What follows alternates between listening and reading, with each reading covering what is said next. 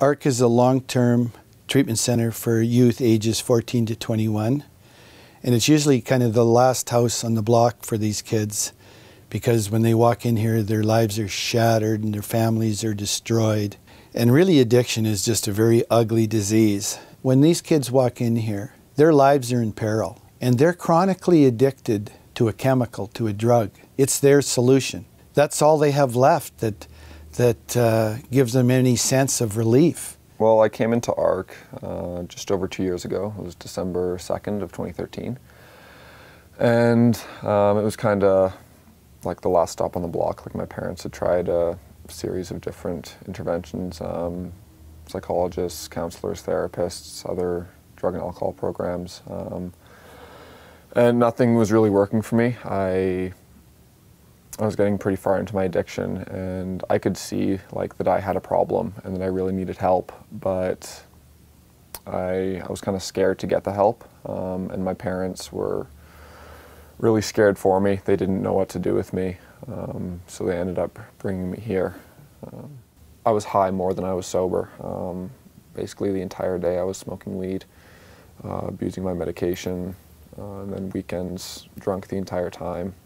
I'd say that was the bottom for me. It was like my only priority in life was to get high. We're based on the 12 steps of Alcoholics Anonymous. I mean, it's the most successful modality in treating these kids and families and treating addiction.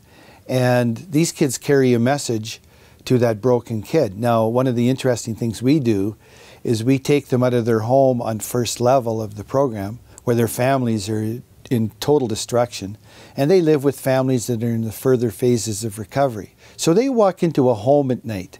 They walk into a family that's being treated and know how to help them and know how to show them and be an example of how they can get better. It was really scary, like going back into life sober, kind of starting again, but at the same time it was really exciting. It was almost like this new innocence of like, I get to start again, I get to start fresh. And it was tough, reintegrating, like seeing old friends, trying to get a job, get back in school, get everything on track. And there's been struggles, but it's definitely been worth it. I'm working here full time. I recently finished my high school diploma, and I'm actually leaving for Asia next month for about 6 months. I'm also registering for university next year.